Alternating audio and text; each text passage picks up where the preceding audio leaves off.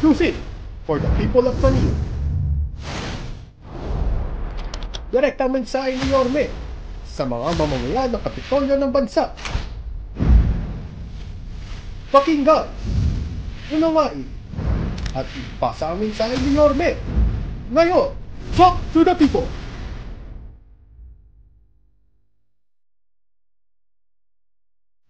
Hi, magandang gabi po mga Batang Maynila, lalong-lalo na sa aking mga minamahal na lolo't lola, mga senior citizen natin, at sa ating mga OFW, immigrants na nanonood na may mga kamag-anak dito sa lungsod na laging ipinagpapaalala, nag-aalala sa katayuan ng kanilang mga mahal sa buhay na naninirahan sa lungsod ng Maynila.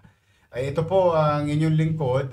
Kami po ay nag-live to update you on a particular and very sensitive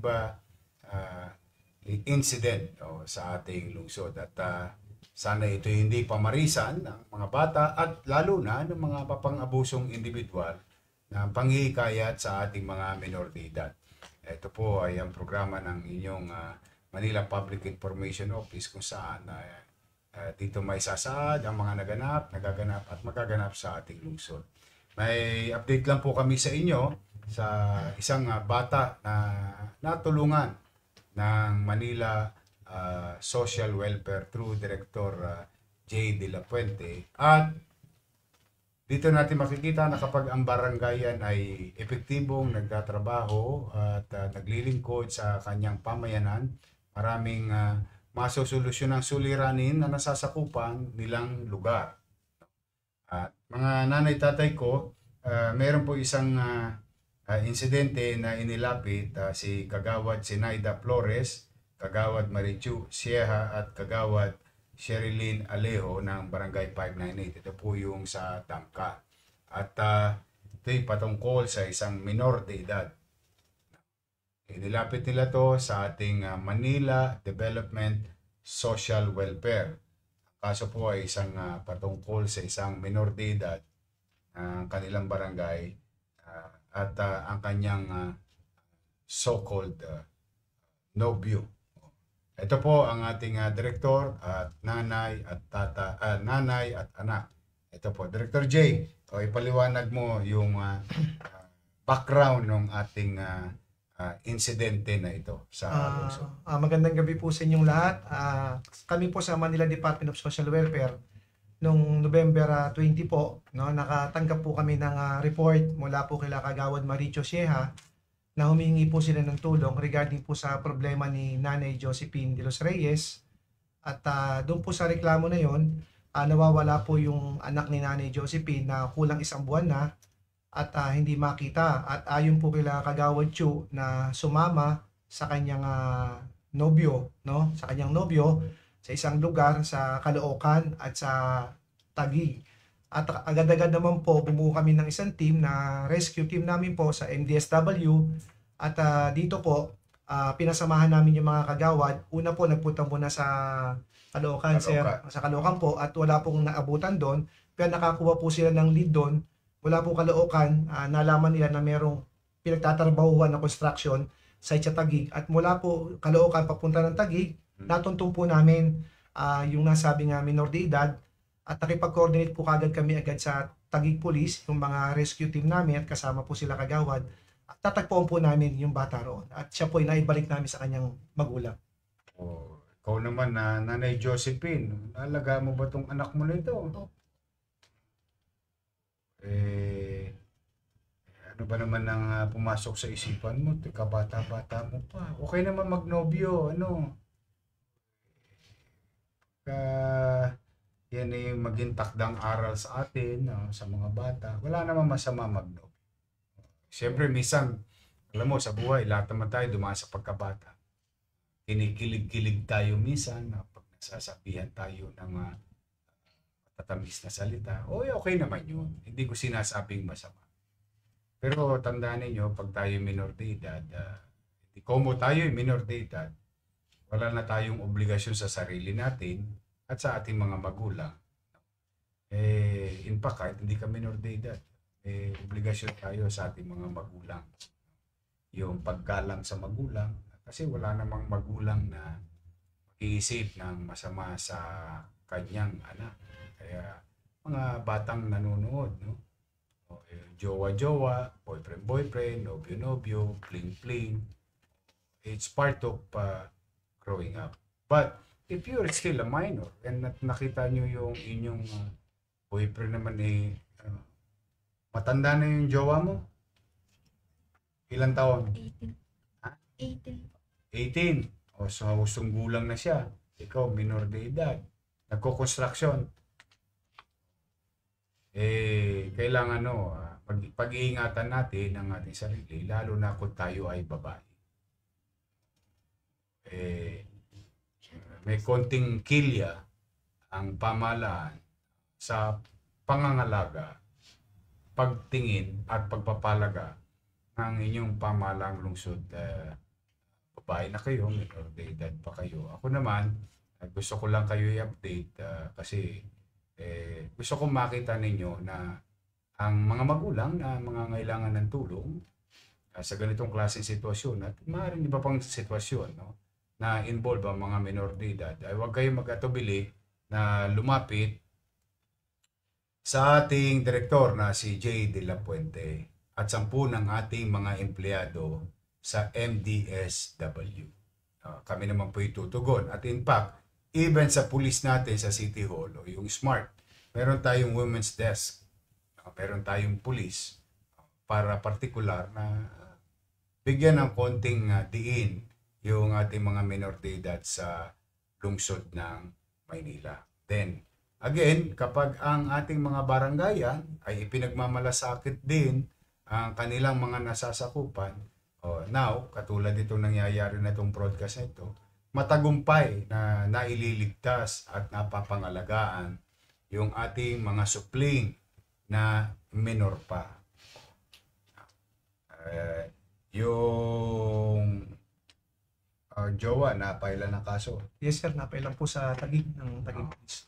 Yun ang update, no? Kayo naman, mga nasa hustong gulang, okay naman yan, no? Hindi ko naman pinagbabawal o pinagkakait sa inyo magkaroon kayo ng partner in life o mapapangasap.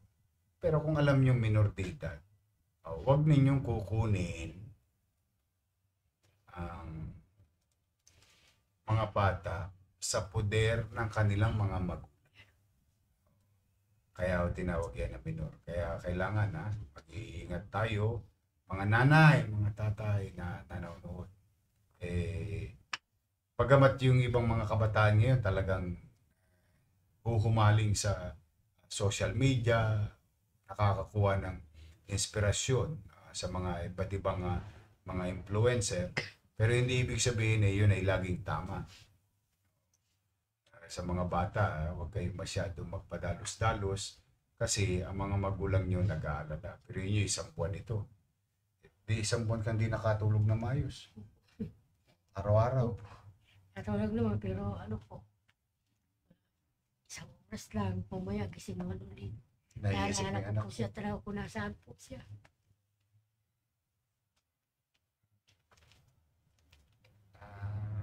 Hirap talaga. Yung kapanatagan ng isang magulang kapag napapawalay sa kanya yung kanyang mga anak. Tandaan nyo mga bata, yung mga nanay natin, binuwat tayo ng 9 na buwan sa sinapupunan. Sadya ng ating mga lahat ng hirap, pagod. Minsan nagkakasakit pa. And to the point, sometimes, ang mga nanay natin, nadidisgrasya, mailuwal lang tayo sa mundong ibabaw. Huwag nyo masyadong iti-take for granted o parang ikinikipit balikat nyo na lamang yung pagmamahal sa inyo ng inyong mga magulang. Para bang baliwala na lang o para bang obligasyon ng magulang yan. Hindi po. Yes, obligasyon ng magulang pero hindi ibig sabihin tayo pagsasawalang bahala na natin yung kanilang care, payo at guidance. Ulitin ko lagi, katulad yun nangyari nakaraang linggo, di ba? Walang sino mang magulang na sa katinuan ng kanyang pag-iisip na matitiis ang kanyang anak. Yan ang katotohanan. Kaya sana, ikaw, walang ulit. Ang konti na lang eh. 3 years na lang. Kayo nasa hustong gulang na. Kayo makapagpapasya na para sa iyong sarili.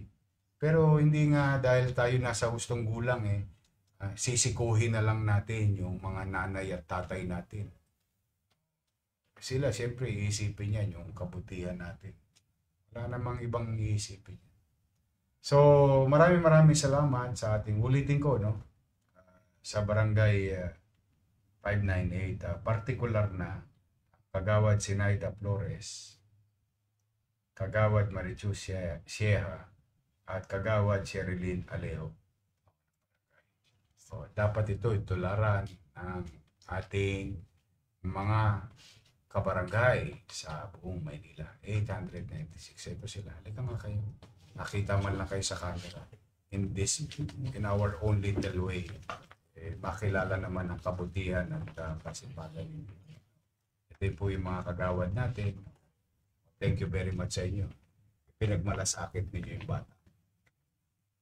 Bagamat isang buwan hindi nakatulog ang isang ina, at the end of the day, importante resulta. Kapiling na kayo. Nag-eskwela ka pa, Good. Eskwela ka. Pag umabot ka ng senior high, may allowance ka na sa akin. Kasi may allowance sa akin ng senior high. Mag-aral ka sa UDM, libre. Mag-aral ka sa PLM, libre. Ano ba ang gusto mo paglaki mo? Ang naiisip mo? Anong kurso ang iniisip mo sana? Kung ano na lang po yung maabot. Kung ano maabot mo? O maabot mo ang buwan.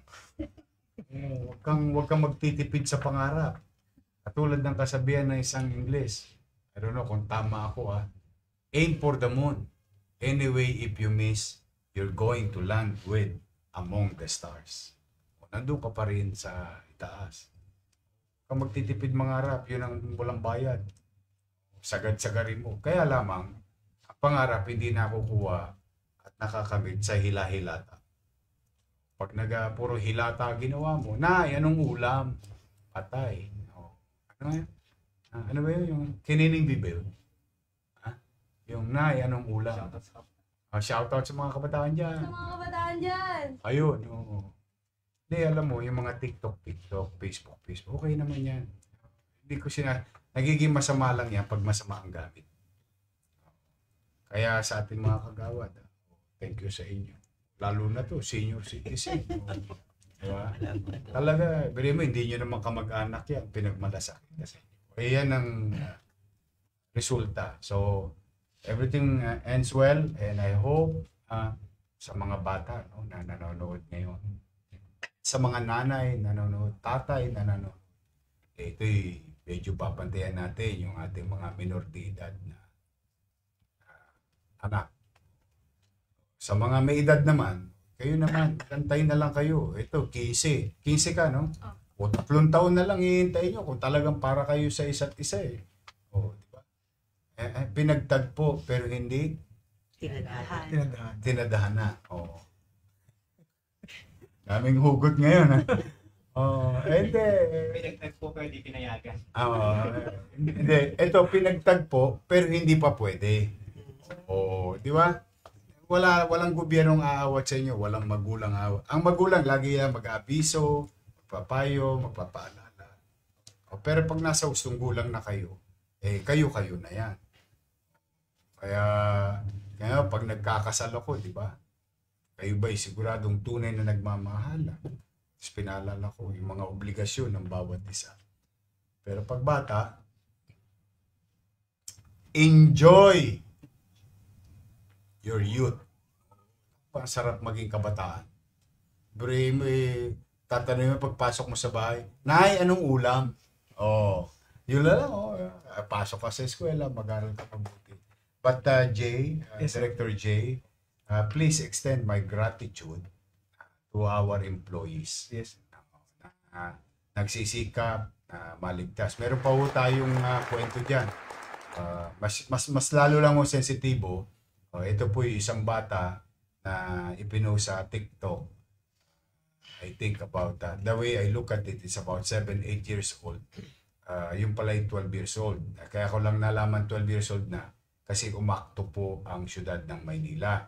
Ito po yung nasa TikTok tong batang ito at may isang nagmalasakit na ipinost sa TikTok para sa katayuan ng bata sa kalsada na pinakikialaman ng mga talipandas na sinong individual yun. No? Eh nung nakarating sa akin, dahil itinag ako, pinorward ko kagad kay Jay, and only to find out, hindi ko na lang babanggitin yung bayan, pero it is in Southern Luzon. Southern Luzon.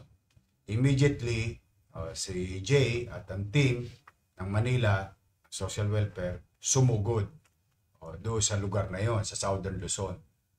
Nakuha natin yung bata na yon sa kalsada at naibigay sa DSW. Doong region na yon. Hindi ko na lang babanggitin kasi talagang napaka-sensitibo po. Pero alam nyo kung may nanonood dyan ngayon, alam nyo dahil nag-viral yun. Gusto ko lang mala na hindi siya sa Maynila.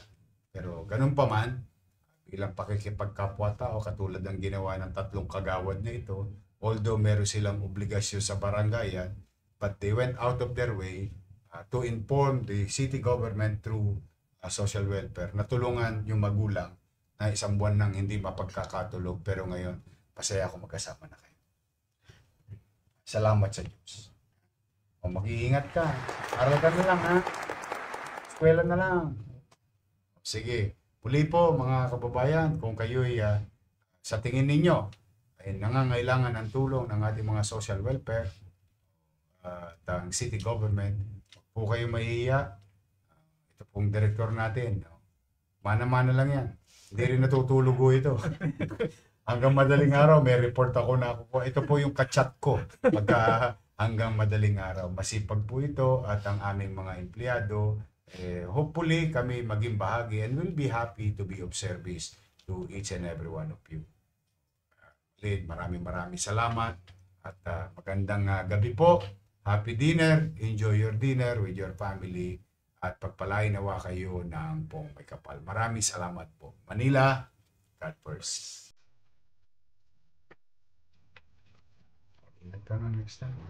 Exclusive for the people of Manila. Direktang mensahe ni Yorme sa mga mamamayan ng Kapitolyo ng bansa. Pakinggan, unawain, at ipasa ang mensahe ni Yorme. Ngayon, talk to the people.